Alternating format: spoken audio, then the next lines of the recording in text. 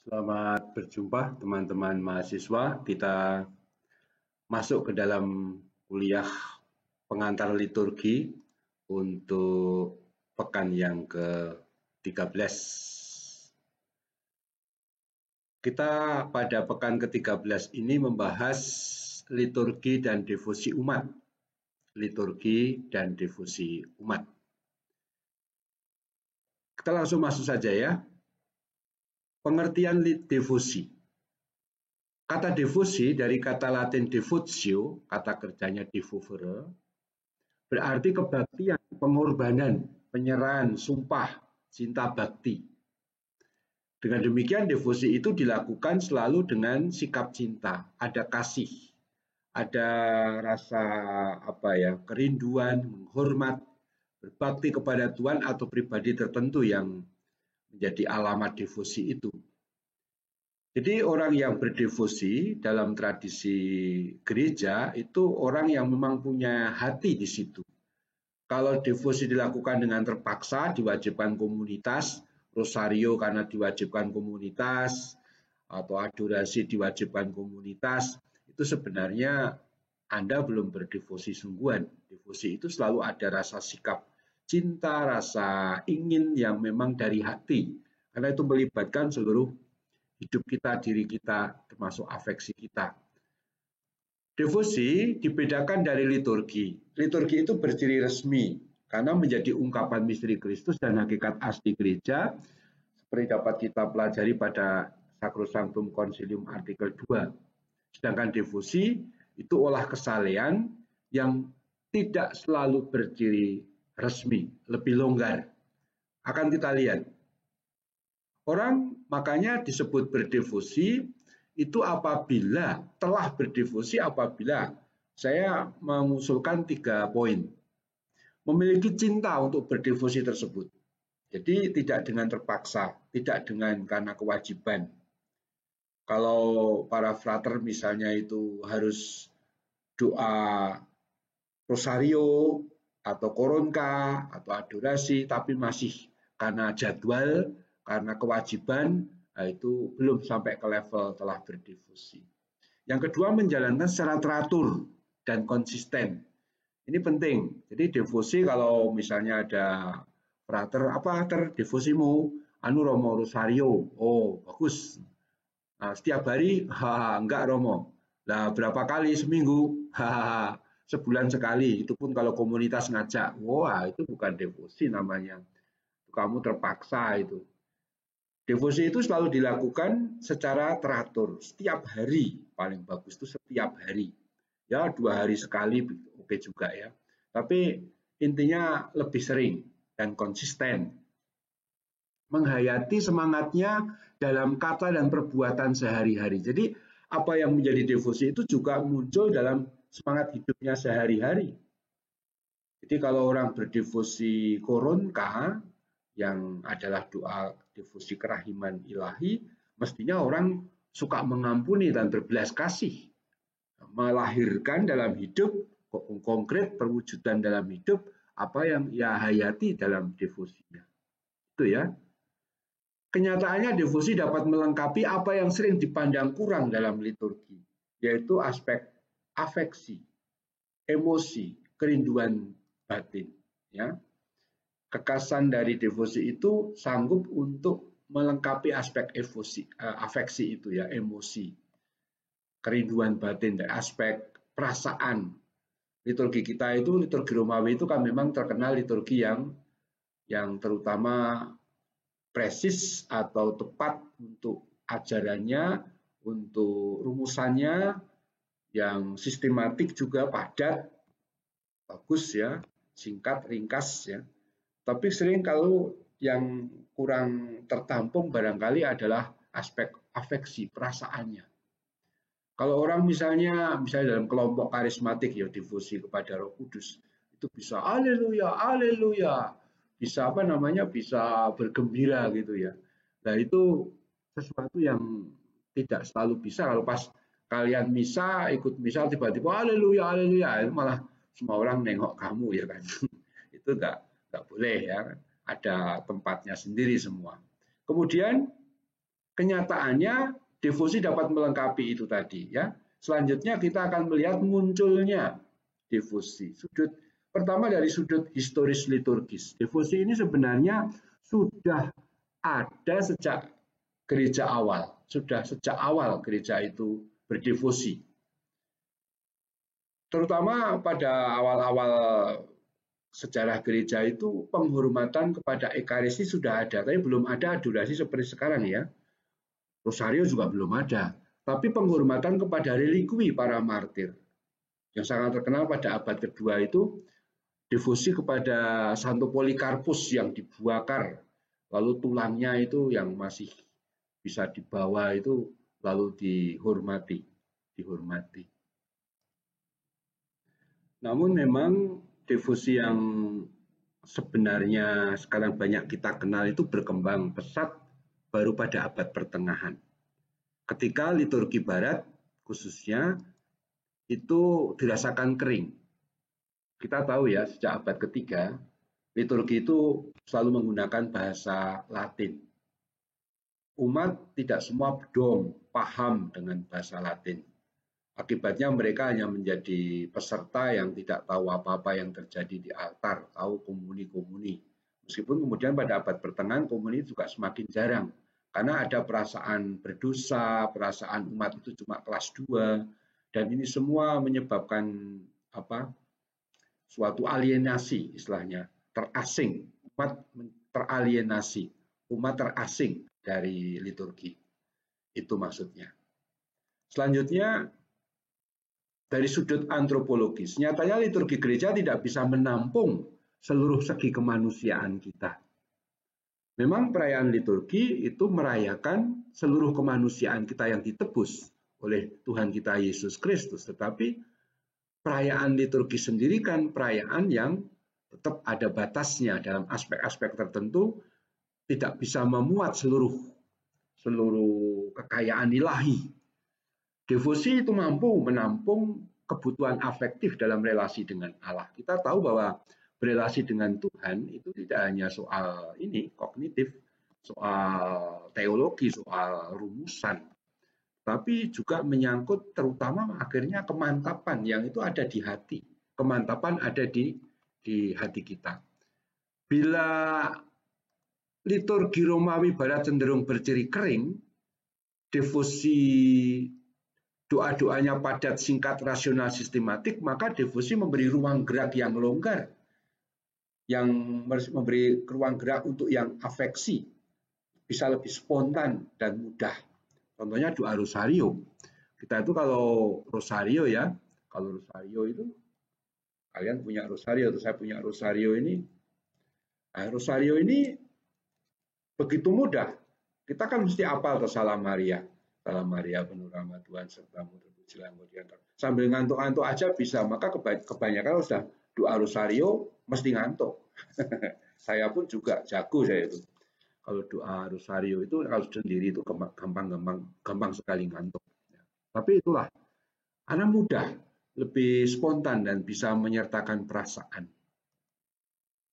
Yang ketiga, dari sudut agama kerakyatan. Setiap religi budaya lokal itu selalu memiliki keterbukaan kepada yang transenden. Apa yang dalam pengantar teologi Kristiani kita pelajari sebagai pengalaman religius. Pengalaman religius itu adalah pengalaman keterbukaan akan yang transenden, akan apa yang kita sebut Allah, atau dalam banyak kelompok bisa disebut macam-macam, yang ada, yang tak terbatas, yang pencipta, macam-macam itu. Inilah yang lebih mudah diadaptasikan. Jadi karena budaya masyarakat dimanapun itu punya kerinduan akan yang transenden, kerinduan itu meliputi juga perasaan, maka devosi menjadi tempat yang sangat pas untuk menampung itu.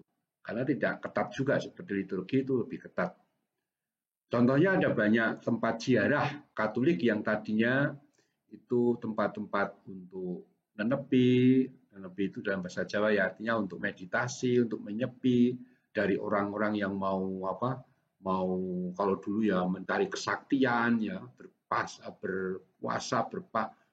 bertapa ya. Tapi ketika lalu orang-orang punya agama dan salah satunya beragama Katolik, lalu tempat itu dijadikan tempat ziarah, misalnya tempat ziarah Maria. Sekarang teologinya ada 3 sebenarnya, tetapi kami tulis dalam 2 karena yang 1 dan 2 itu masuk di nomor 1, yaitu dimensi kristologis, baik mencakup dimensi misteri inkarnasi, peristiwa penjelmaan Allah yang menjadi manusia, Sang Satya yang menjadi manusia, menyertakan kemanusiaan kita, dan misteri Paskah yang sifatnya menebus, membersihkan, memurnikan apa yang kurang murni, kurang bersih dalam kemanusiaan kita. Devosi itu berdasarkan sungguh-sungguh misteri inkarnasi dan misteri Paskah. Dengan misteri inkarnasi, jelas bahwa Allah mengambil semua kemanusiaan kita, termasuk afeksi kita. Maka devosi pun dapat tempat.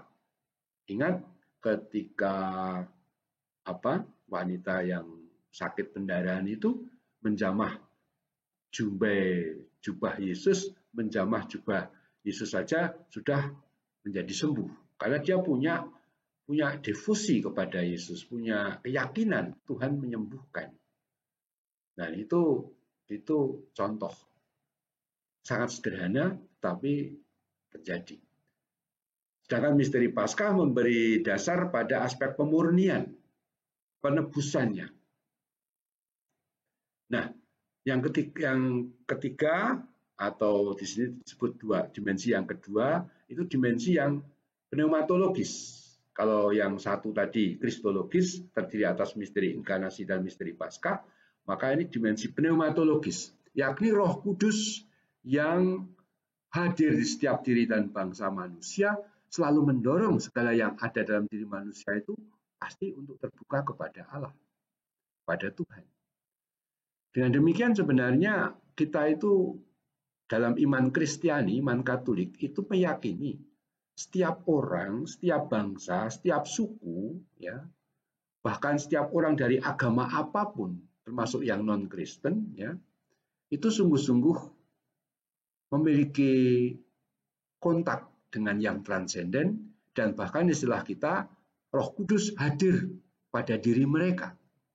Roh Kudus pula kemudian yang mendorong berbagai bentuk ungkapan ulah kesalehan itu, sehingga orang mengalami Allah dengan segala keutuhannya. Ya. Sekarang mengenai peranan devosi dalam liturgi. Ada 2 hal yang mau kita lihat. Pertama sumbangan, lalu yang kedua nanti catatan. Pertama sumbangan, ya. Sumbangan devosi pada liturgi gereja. Devosi menekankan pentingnya afeksi dalam liturgi gereja. Dengan devosi, liturgi dilengkapi dari sisi afeksinya dan lebih menyapa kerinduan umat atau kerinduan manusia. Ini beberapa kali sudah saya sebut tadi, bahwa devosi itu memberi ruang pada perasaan afeksi. Tadi ya, misalnya kalau ada kelompok doa yang kalau doa, ya Tuhan, jamahlah hambamu ini, ya Tuhan, lindungilah hambamu, semoga dari mulutnya keluar sabdamu sendiri yang diterangi oleh Roh Kudus. Ya Tuhan, kata Tuhan sebut-sebut berkali-kali. Karena itu membuat mantep, ya, membuat mantep. Padahal kalau membuat rumusan doa dalam misa kudus itu nggak bisa diulang-ulang seperti itu. Yang kedua, devosi memberi warna pada liturgi agar tetap memperhatikan kesederhanaan ungkapan iman. Liturgi itu bukan sekedar punya rumusan doa yang bagus secara teologis, tapi mestinya sederhana dan mudah dihayati umat, kena di hati umat, dan secara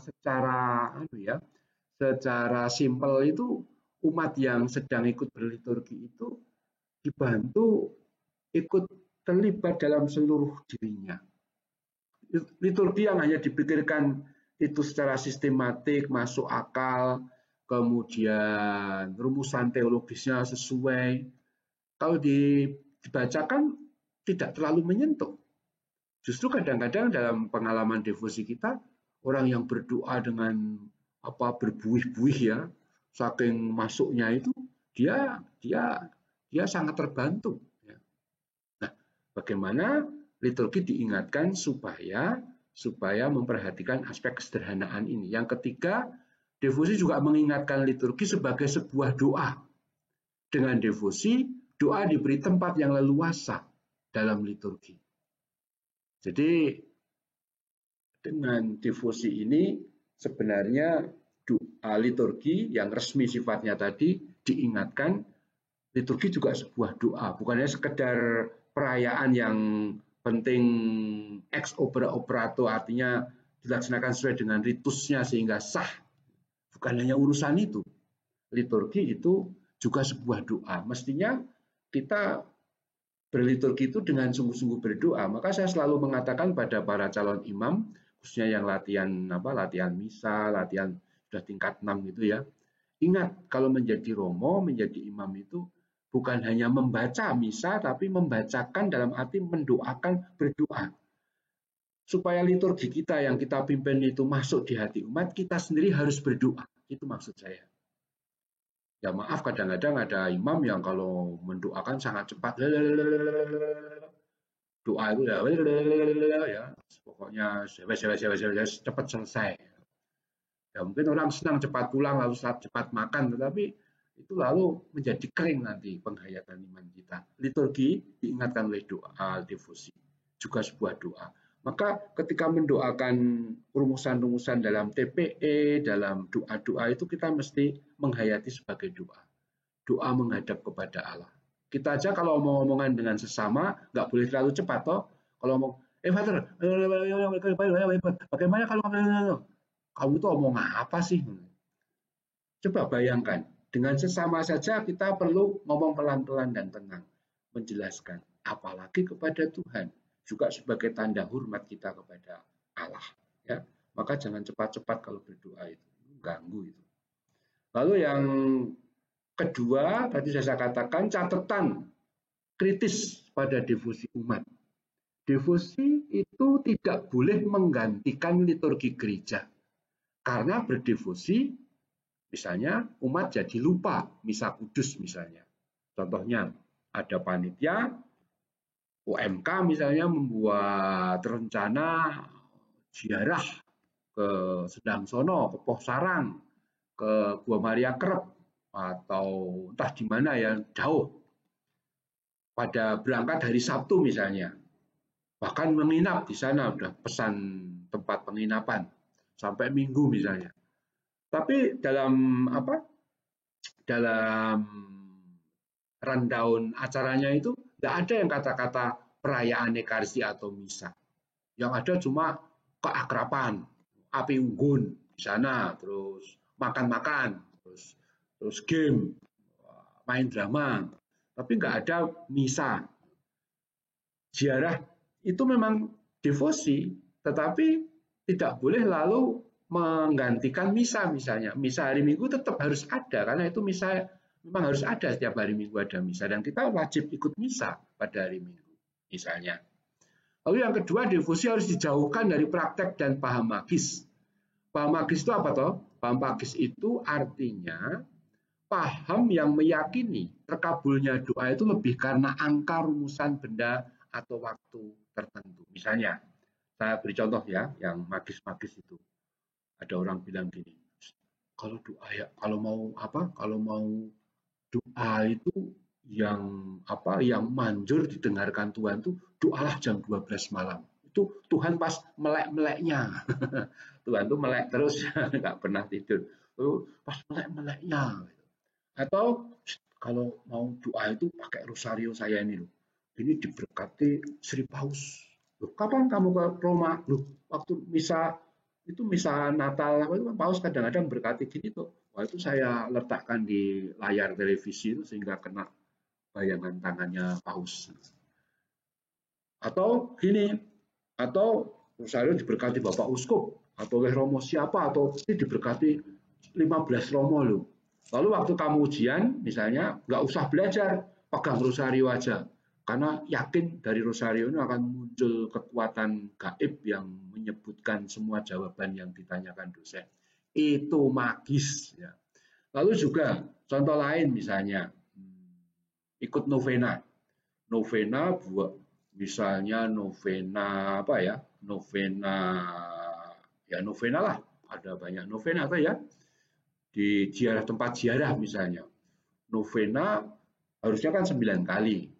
Tapi sayang nomor 5, novena kelima dan ketujuh katakanlah pas tidak datang. Lalu ketika novena selesai dan tidak dikabulkan, lalu wah ini gara-gara saya tidak ikut novena hari nomor 5 dan nomor 7, lalu saya tidak dikabulkan. Nah ini pandangan yang magis.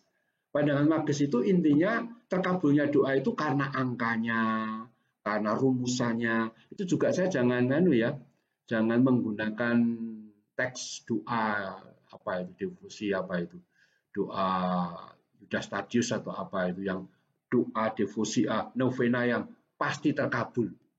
Saya sungguh tidak mendukung pernyataan tersebut. Secara teologis salah.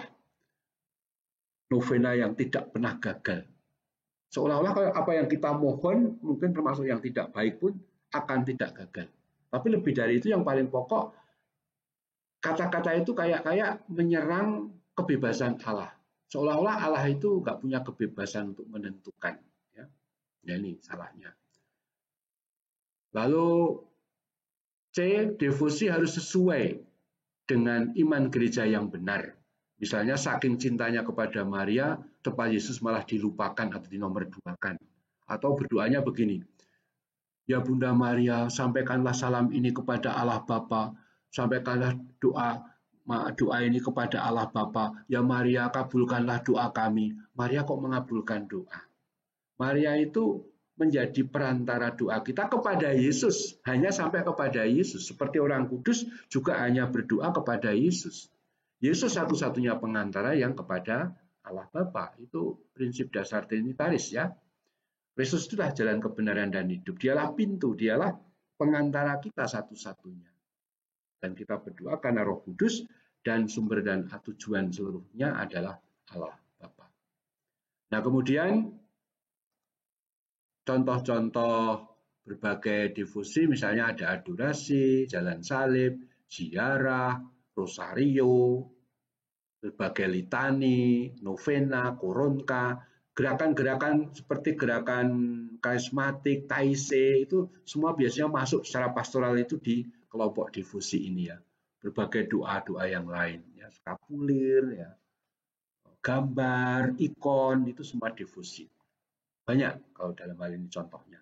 Lihat di buku liturgi ya, pengantar untuk studi dan praksis, ada penjelasan beberapa devosi di sana. Saya tidak akan menjelaskan di sini semua karena saya membatasi waktunya.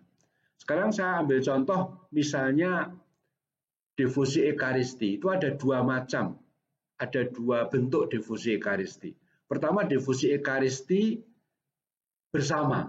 Itu prosesi sakramen Maha Kudus, adorasi Ekaristi dan pemberkatan dengan sakramen Maha Kudus, dan kongres Ekaristi. Ya, itu contoh untuk devosi Ekaristi bersama. Lalu yang devosi Ekaristi pribadi, misalnya doa syukur sudah misa kudus atau visitasi, visitatio sanctissimi, artinya visitasi kunjungan kepada sakramen Maha Kudus, kepada yang terkudus. Ya, jadi kalau saya sarankan kalian kalau habis makan siang misalnya mampir kapel. Saya juga selalu mampir kapel Paus Pius itu kalau di Seminari Tinggi itu untuk sebentar berdoa kepada sakramen Maha Kudus, visitasi. Ya, kalau malam saya biasanya adorasi juga teman-teman SSCC ya, CSSR itu semua adorator sejati itu. Lalu Seminari Tinggi ini para frater biasanya karena dijadwal. Ya, tapi saya yakin para frater pasti rajin juga ya. Mengapa adorasi perlu? Begini, jadi problemnya itu banyak orang mengatakan bahwa Ekaristi itu cukup, lalu nggak perlu lagi yang namanya devosi. Kita lihat sekarang konkret. Kita sepakat ya, Ekaristi itu jantung hidup gereja. Nah kalau namanya jantung, kita itu kalau jantung itu kan selalu selalu bekerja toh. Tangan, kepala, pundak, lutut, kaki, semua itu bisa istirahat. Tapi yang namanya jantung Kalau kita tidur pun dia tetap harus kerja, mungkin lebih pelan ya. Tapi intinya sama, harus kerja, konsisten, tidak boleh berhenti. Begitu pula kalau ekaristi itu kita berhenti, tidak berdetak atau kita tidak berekaristi, kita mati. Nah, masalahnya apa?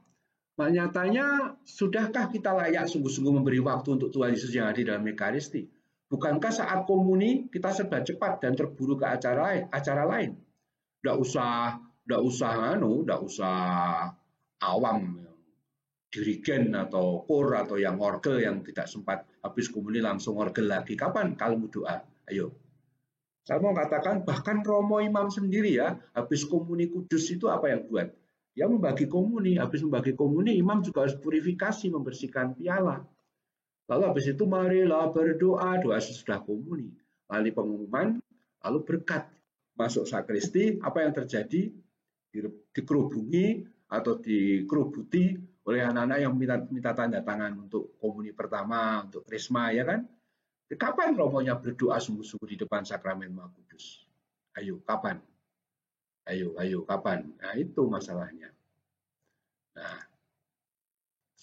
maka seperti halnya sudut pandang kasih, kalau kita sudah dikasih Allah sedemikian hebat, bagaimana kita menanggapi? Padahal perayaan Ekaristi itu merupakan perayaan kasih. Nah, kalau kita dikasih Tuhan bagaimana? Sedangkan kita itu kalau perayaan Ekaristi kan cuma 30 menit untuk harian, 90 menit, kadang 1 jam cukup banyak itu untuk misa minggu. Lalu kapan kita memberi waktu berjumpa dengan Tuhan dalam waktu yang longgar, nyaman, yang bisa kongko-kongko dalam pengertian dengan Tuhan, bisa ya bisa punya waktu, ya mau disebut bisa kayak kalau kita itu santai-santai bersama Tuhan.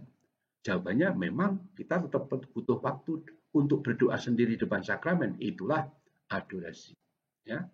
Lalu slide yang terakhir ini, buah-buah adorasi Ekaristi. Semakin mengenal Yesus, kita semakin dekat dengan Tuhan. Tapi kita tahu apa kalau mau mengenal seseorang itu cukup hanya dengan surat-suratnya, dengan WA-nya, bahkan dengan telepon atau video call, pasti beda kalau kita ketemu langsung. Padahal sakramen Maha Kudus itu Tuhan Yesus Kristus sendiri. Maka sebenarnya kalau kita berdoa di depan sakramen Maha Kudus, bukankah kita berjumpa langsung? Dan itu akan membuat kita semakin mengenal Tuhan. Demikian pula kalau kita sering adorasi atau tiap hari katakanlah, maka kita menjadi bergaul dengan Yesus setiap hari. Maka apa akibatnya? Menjadi mirip. Maka orang sering berseloroh, lucu tuh kalau di pasutri itu pasangan suami istri. Kalau sudah lama, sudah pesta emas khususnya sudah 50 tahun sebagai suami istri, biasanya itu makin mirip suami istri itu. Lucunya ya, karena dekat tiap hari, tiap bersama. Orang bilang, wah makin mirip, apa miripnya? Apa sih podo bundere? Bundere itu bulatnya kalau sama-sama apa namanya gemuk ya. Lalu ketularan suci, damai, rendah hati. Kalau kita itu apa? Nggak usah mikir sampai jauh-jauh lah. Kalau kamar kita itu banyak parfumnya, kita akan ikut wangi. Atau contoh lain, ini ya contoh yang sedikit ya maaf agak dikit, tapi jorok-jorok juga enggak sih. Misalnya ada orang yang punya kambing, lalu dia selalu tiap hari berjam-jam di kandang kambing. Maka kalau orang itu kemudian masuk ke ruangan, baunya apa? Ya kan? Baunya kayak kambing. Kalau dalam bahasa Jawa itu bagus. Wong kuwi nek awor atau sanding wedhus, yo ambune prengus. Wedhus prengus gitu. Jadi orang itu menjadi seperti dekat dengan siapa, bergaul dengan siapa. Anak-anak itu kalau anak yang baru belajar omong, tiap hari bersama preman, jam-jaman dia bersama preman, nanti kalau pulang ngomongnya kayak preman, ya enggak? Begitu pula kalau ada anak itu tiap hari ketemu frater, ya omongannya ya mungkin lain. Lalu omongannya ya liturgi, pengantar liturgi, misteri Kristus, pengantar liturgi Kristiani, ya kan? pengalaman religius. Macam itu, ya. Jadi tergantung dengan siapa kita dekat. Nah, kalau kita dekat dengan Tuhan Yesus, kita pun akan ikut ketularan suci, damai. Begitu pula pengalaman dari Musa itu bagus ya, ketika dia turun dari Gunung Sinai itu menemui umat, wajahnya itu kan kudus, wajahnya itu ada cahayanya, cemerlang, karena dia berbicara dengan Tuhan. Bisa dibuka Keluaran 34 ayat 28 35 ya. Itu ada tulisan keterangan buku biru, itu maksudnya ada referensi di bawah itu ya. Dari buku saya, Ekaristi Makna dan Kedalamannya bagi Perutusan di Tengah Dunia, Yogyakarta. Lalu yang SPJ itu artinya seri perjalanan jiwa nomor 5, buku saya Ekaristi Sumber Peradaban Kasih. Di bukunya ya, ini yang apa? Ini yang Ekaristi buku biru ya, itu berkaitan dengan Ekaristi dan juga tinggal dalam Kristus. Lalu buku yang kedua ini, yang SPJ 5, ya, seri perjalanan jiwa, Ekaristi Sumber Peradaban Kasih. Ini buku saya 2012 dan 2016. Ya. Oke. Lalu menikmati tujuan hidup kita bersama dan menyatu dengan Tuhan. Oh ya, yang seperti Musa tadi ya. Jadi kalau orang itu sering berbicara dengan Tuhan, maka wajahnya juga beraura cemerlang, bersih ya. Maka saya sering seloroh ya. Anda yang wajahnya hitam itu kalau sering adorasi nanti wajahnya akan mengkilat putih karena cemerlang, kecemerlangan dari Tuhan ya. Ini hanya dagelan ya. Lalu menikmati tujuan hidup kita bersama dan menyatu dengan Tuhan, karena memang tujuan hidup kita itu kan mengalami kesatuan dengan Tuhan seutuhnya. Nah, waktu adorasi, waktu Ekaristi kita mengalami, dan waktu adorasi pun kita ada dalam lingkungan kesatuan dengan Tuhan. Lalu mengurangi dosa itu benar loh. Bahkan dosa kita diampuni Tuhan. Ini bukan hanya teologis benar, tapi secara praktis pun benar. Katakanlah begini. Coba saya mau tanya ini, ya mungkin harus dijawab sendiri-sendiri ya. Satu hari itu kamu ngerasani itu membicarakan kejelekan orang lain itu berapa menit? Ya, saya pernah tanya ke kelompok tertentu itu, ya ibu-ibu ya, ibu-ibu apakah suka ngerasani? Terus mereka bilang, bapak-bapak juga, ya ding. Saya bilang, tidak boleh hanya ibu-ibu saja ya, karena nyatanya juga laki-laki suka ngerasani, gayanya aja sambil ngerokok, sambil ngapain gitu ya. Tapi ngerasani podo intinya. Nah, kalau ngerasani kan itu dosa ya, memang dosa ringan, tetapi kan itu nggak baik ya. Nah, kalau kita itu punya dosa itu katakanlah sehari itu katakanlah ngerasaninya 2 jam. Kalau 1 jam saya pakai untuk adorasi, bukankah yang 2 jam dosa saya itu saya kurangi? Tinggal 1 jam dosanya. Biasanya ngerasani 2 jam, tapi yang 1 jam saya pakai untuk adorasi atau setengah jam untuk adorasi, maka dosanya dikurangi kan? Karena waktu adorasi kan kita tidak berbuat dosa, kita kan berhadapan dengan Tuhan, kita berdoa beneran. Walaupun mungkin tertidur, tapi tertidur itu kan lebih baik daripada ngerasani tadi. Lalu melakukan silih bagi dosa sendiri dan dosa sesama. Sebagai sharing, saya itu kalau adorasi harian biasanya untuk ada maksud, yaitu untuk melakukan silih untuk 3 hal. Pertama untuk dosa saya pribadi, 2 untuk silih bagi jiwa-jiwa yang diapi penyucian, yang tak terbilang banyaknya, yang saya tidak tahu berapa, dan tidak pernah tahu, tapi dalam keyakinan iman gereja ada yang di api penyucian. Yang terakhir, saya selalu adorasi saya harian tuh untuk silih bagi jiwa-jiwa atau orang-orang yang meninggal yang hari ini dipanggil Tuhan. Jadi untuk jiwa-jiwa yang hari ini dipanggil Tuhan, yang terutama tidak siap. Memang banyak orang dipanggil itu siap dengan sakramen-sakramen, dikelilingi keluarganya, pakai nangis, dan seterusnya. Tapi siapa tahu itu gelandangan-gelandangan. Orang yang jadi korban pembunuhan, kecelakaan, itu kan mati dan tanpa kesiapan orang-orang. Termasuk saya mendoakan selalu itu anak-anak bayi yang digugurkan. Setiap hari kan banyak. Dan mereka butuh kedamaian abadi. Nah, adorasi menjadi silih untuk mereka.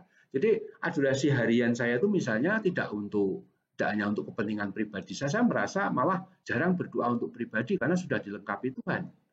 Tapi justru untuk saya sebagai seorang romo gembala yang harus mendoakan juga jiwa-jiwa. Nah, ini contoh saja penghayatan pribadi, tapi juga sekaligus contoh bagaimana adorasi itu sangat bagus ya. Tolong digalakkan, tetapi keseluruhan devosi itu memang memberi tempat apa yang dalam liturgi mungkin menjadi hal yang tidak tertampung istilahnya ya. Oke, terima kasih. Sampai jumpa dalam video conference. Salam.